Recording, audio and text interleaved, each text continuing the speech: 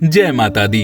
आज अष्टमी और नवमी एक साथ हैं, तो आइए पहले आपको माँ दुर्गा जी की 8वीं शक्ति महागौरी के बारे में बताते हैं। माता महागौरी का वर्ण पूर्णतः गौर है। इस गौरता की उपमा शंख, चंद्र और कुंद के फूल से दी गई है। अष्टवर्षा भवेत गौरी, इनकी आयु 8 वर्ष की मानी गई है। इनके समस्त वस्त्र एवं आभूषण आदि भी श्वेत हैं। इनकी 4 भुजाएं हैं। इनका वाहन वृषभ है। इनके दाहिने हाथों में अभय मुद्रा और त्रिशूल है और बाएं हाथों में डमरू और वर मुद्रा है। इनकी मुद्रा अत्यंत शांत है। अपने पार्वती रूप में इन्होंने भगवान शिव को पति रूप में प्राप्त करने के लिए बड़ी कठोर तपस्या की थी। इनकी प्रतिज्ञा थी, व्रियेहम वरदम शंभु नान्यम देवम महेश्वरात।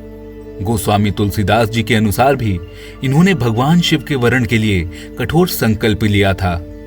जन्म कोटि लगी रगर हमारी, बरऊं शंभु न त रहूं कुंवारी। इस कठोर तपस्या के कारण इनका शरीर एकदम काला पड़ गया।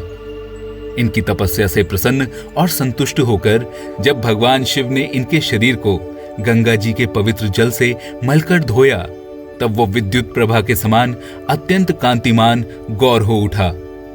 तभी से इनका नाम महागौरी पड़ा। दुर्गा पूजा के 8वें दिन महागौरी की उपासना का विधान है। इनकी शक्ति अमोघ और सदैव फलदायिनी है। इनकी उपासना से भक्तों के सभी कल्मश धुल जाते हैं। उसके पूर्व संचित पाप भी विनष्ट हो जाते हैं।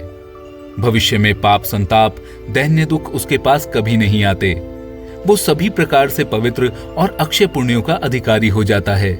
मां महागौरी का ध्यान, स्मरण, पूजन, आराधन भक्तों के लिए सर्वविध कल्याणकारी है। हमें सदैव इनका ध्यान करना चाहिए।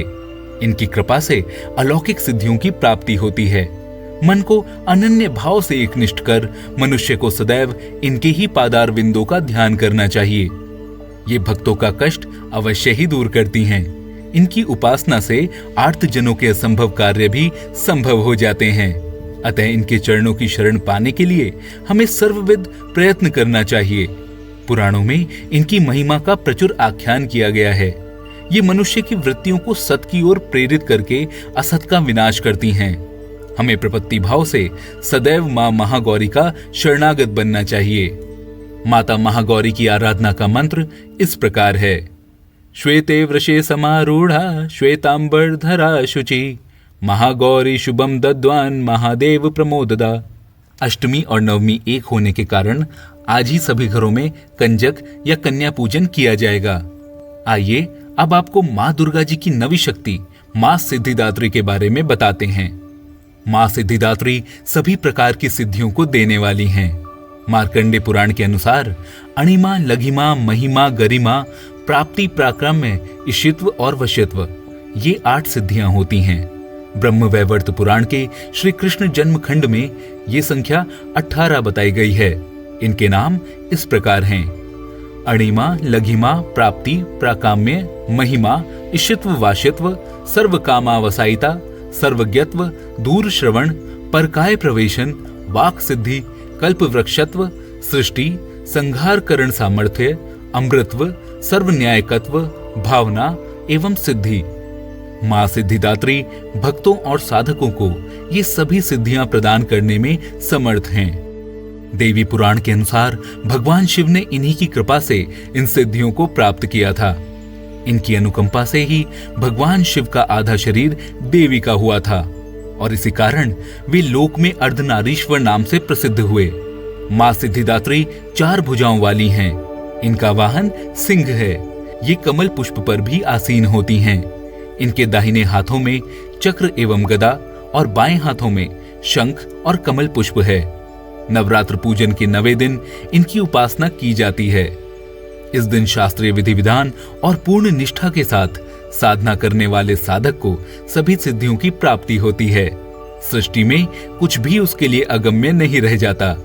ब्रह्मांड पर पूर्ण विजय प्राप्त करने का सामर्थ्य उसमें आ जाता है।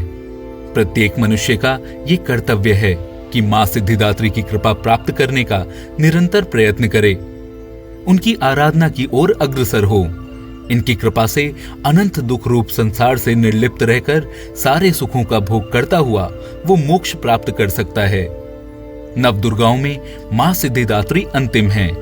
अन्य 8 दुर्गाओं की पूजा उपासना शास्त्रीय विधि विधान के अनुसार करते हुए भक्त दुर्गा पूजा के 9वें दिन इनकी उपासना में प्रवृत्त होते हैं।